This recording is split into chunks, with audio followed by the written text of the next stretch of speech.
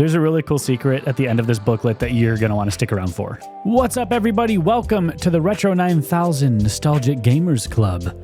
I wish I had some fireplace crackling here. There's some wine in the corner, but not in a weird way. Just it's not in a weird, it's not weird. I should do this over again. I'm your host, Zach, and this is the show where we talk about nostalgic games, because that's what we freaking love. Today, we are here to talk about Unreal Tournament for the PlayStation 2. The release of this game was a little weird, because it was Windows, Linux, Mac, PS2, and Dreamcast, all with kind of a staggered release schedule, with Windows being first in 1999, followed by Linux, followed by Mac, followed by PS2, which this copy was North America, October 26th, the year 2000. And it came out for Dreamcast in March of 2001. Whew, a lot of consoles. So if you're not familiar with this game, it was a first-person shooter where you would fight against bots, and it was very high octane. I just remember being able to jump all over the map. You could jump super high. You had these insane weapons. I mean, just looking at the cover here, you can see kind of how insane these weapons were. Also, we have up here the $12.99 used tag for Unreal Tournament. That was probably from GameStop at the time. And this was also around the time of Time Splitters. This was just before Time Splitters 2. So there were a lot of these kind of high energy, high octane first-person shooters that you would get. And honestly, they were all a freaking blast, and I wish there were more of them. I just wish that this was still a thing. But before we get into the back box art, I just wanted to talk a little bit, and this is from the wiki for this. There were a few different game types in this game.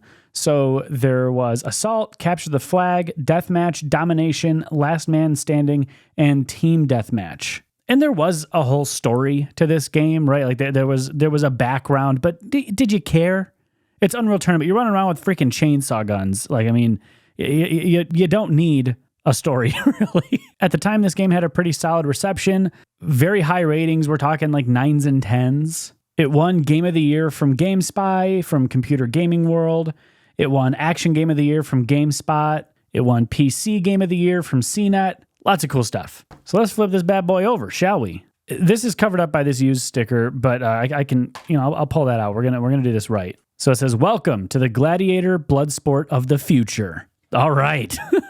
If that doesn't get your blood boiling, I don't know what will. Get back in there, you sneaky bugger. The PlayStation 2 version of Unreal Tournament looks awesome. The game simply zips, and that's from GameSpot.com. The time has come to prove... Hold on, I should do a voice effect on this. The time has come to prove you are the best. You and your team of bots, virtual teammates, face off in first person against the deadliest warrior bots in the galaxy for the title of Unreal Grandmaster. Challenge your friends to the most spine-rattling combat ever seen on a PlayStation 2. I am shook to my core. Reality-bending graphics and speed. I want you to look. That was reality-bending. These graphics, if you could see some of these screen grabs, this was considered reality-bending at the time. Reality-bending graphics and speed designed to take full advantage of your PlayStation 2 technology. See why Unreal Tournament has won multiple Game of the Year awards, like we just talked about.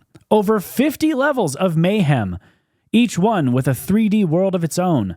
A pirate ship, Egyptian tombs, submarines, speeding trains, space castles, and much, much more. There's only one much, but it sounded like it. I feel like I could have used a second one. Take on bots or humans in 4 game types: Capture the Flag, Assault, Domination, and Deathmatch. Intense multiplayer action in 4-player and 2-player split-screen mode. Hook systems together with iLink, which I'm not super familiar with iLink, but I'm sure that given the tech at the time, it was rudimentary. I shouldn't just spew that out. I'm actually just unfamiliar with iLink. I never used iLink personally. I didn't have a lot of connectivity, and me and my friends just always played split screen. When I was looking at the wiki earlier, it mentioned Last Man Standing and Team Deathmatch. I know that Deathmatch is just kind of Team Deathmatch, but I'm curious as to maybe it was just the PC version that had those other types. 10 weapons of destruction, including the Pulse Blaster, the Chainsaw, the Rocket Launcher, and the Impact Hammer. Pounds your opponents into mush. Bots so real, you'll swear they're human. Bots can take commands, choose the best weapon, and guide you throughout the game. Enhanced interface and controls. Playable with compatible USB keyboard and mouse. which is super interesting to me because this definitely was more of a serious game when it came to first-person shooters. And at the time, most first-person shooters were on PC. Obviously, this started on PC. So I think that's just really cool that they gave PS2 users an option to plug in a USB mouse and keyboard and play that way. And as you can see, we have some just really cool looking screen grabs. Obviously, the graphics don't hold up like they used to, but I still think this is a very cool looking case. In the background, at my angle, it's kind of hard to tell what it is, but there's just this kind of like blurred out blue. If anybody knows what that is, it's like this almost like fluorescent glowing blue background. Maybe it's just like one of the level maps or something. It could just be a texture. I could be looking way too far into that. So let's open this bad boy up, shall we? We got the disc, classic. I wonder if mine's super scratched to hell. Let me see. Oh yeah, that's rough. I don't know if you can really see that, but that's, not looking good. There's a really cool secret at the end of this booklet that you're going to want to stick around for. So a little bit different than the GameCube booklets that we've looked at before. Of course, you get just kind of your starting up, your basic controls, descriptions of these different game types, which is super helpful because at the time, deathmatch, domination, those weren't really a thing yet. Those were still in their infancies as far as being game modes. I think this is super interesting. There was an option to start a practice session. So it says a practice session is identical to playing in the tournament, but you don't progress up the ladder when you win. And up at the top here, it says you'll play in several arenas as you progress up the ladder. The first rung is a tutorial arena. If you've never played Unreal or are unfamiliar with this type of game, play the tutorial first. Otherwise, choose the arena above the tutorial. And it's funny looking back at these controller bindings because they don't say what these do offhand. They just they literally just show you like, oh yeah, that's R2. I know what that is. It's the next page that shows you what those do. And I love my PlayStations, but I still think that Xbox and PC have always been better for first-person shooters. I just like their control schemes a little bit better. We got our heads-up display here, and I also think it's interesting that this is in black and white. A lot of the other instruction booklets that we've seen have been full color, and with the cover being printed in color, I would have assumed that the inside would be printed in color too. I was wrong. But you see, it's just a pretty basic heads-up display. There's identification, so identifies the enemy or teammate nearest to your crosshair, armor level, health level, frag count. Frag count. I definitely thought that said frog count when I first read it, so there's that. And ammo indicator. And then they go over the weapons here. So we have our impact hammer. I just love this. It says primary fire. Just hold the fire button. It will automatically release when you touch someone.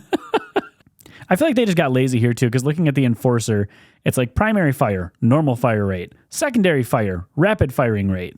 Okay. It is nice that they included these descriptions. I'm not going to go through all these because there's a few pages of them here, but it's nice that they included these descriptions because this was kind of when the internet was in its infancy. It was a little bit harder to get online and find out really what these weapons were doing.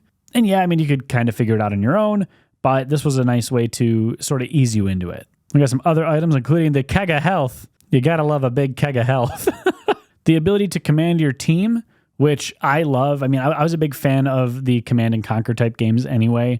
So the ability to sort of command your teammates in that way, it was just a fun addition. And I know I referenced Helldivers in the last video that I made about Resident Evil, but this is something that I feel like has carried through. And we still see this. Like in Helldivers, you can just drop a pin or say like, hey, follow me. Or, hey, there's a big bug running at you. I'm obsessed with Helldivers right now. Leave me alone. We have here this section on game tips, which is also really cool to me. I won't read the whole thing, but it says, be sure to learn how to command your teammates around by using the orders menu. Telling some of your buddies to attack while some defend or cover you proves invaluable in the tournament. And there's just a lot of little tips in here. It talks about sprees, multi-kills, headshots, all that stuff. And then, of course, we have our credits. But this is the thing that I wanted to show you guys. This is so cool to me. What a relic. That's not my handwriting. This is whoever I got this used from had some cheat codes written in here. And again, this is something that you just don't see anymore. I don't see cheat codes anywhere anymore. And that's largely due to the fact that you can just, download mods if you want. But it looks like we have like 17 different types of handwriting here. If this was your copy of Unreal, hit me up and let me know how many people were writing in your damn book. But it says, in cursive, of course, must be in pause mode. And then we have our code for invincibility, our code for ammo, and our code for level skip. The reason this is so cool to me is the different types of handwriting. The fact that this is just thrown in the back of the book tells me that it was probably played by multiple people. They probably found these codes in a cheat guide at the time or maybe an early cheat website. It's just a relic of the past that you don't really see anymore. And when I saw this, I kind of flipped out. I freaking love stuff like this. To me, this is more nostalgic than the entire game. Because I remember when I would play like Mega Man, for example, we would write the cheat codes or like the level codes down on a paper plate. Because, you know, I remember specifically one time me and my cousin had just finished eating lunch and we just didn't have enough time to we didn't have enough time to go and grab a piece of paper because that end screen just popped up real quick. We were like, get the plate. So we just like, you know, scraped the food off of it. I mean, we ate it, but it was just crumbs. And then we just took a pen and started just scribbling down this code. I'm shaking the camera by doing all this. And then we just started scribbling down the code. It was just so wholesome and such a relic of the time. Brings back good memories. And then back to our weird gradient here. This back cover, this gradient that I was talking about earlier, looks like it could be maybe from one of the levels, like a flooring on one of the levels. But if you know what that is, let me know. And you guys, with that, we are wrapping up another episode of the Nostalgic Gamers Club here on Retro 9000. Thank you guys so much for watching. If you enjoyed this video, please consider subscribing. If you guys have any suggestions for the next video, please hit me up on Instagram at retro.9000 or leave a comment below letting me know which one I should cover. I'm actually going to be going to a local game store soon to see if they have any complete in box N64 games, because that was my jam, let me tell you. Anyway, thank you guys so much, and I will see you in the next video. Peace.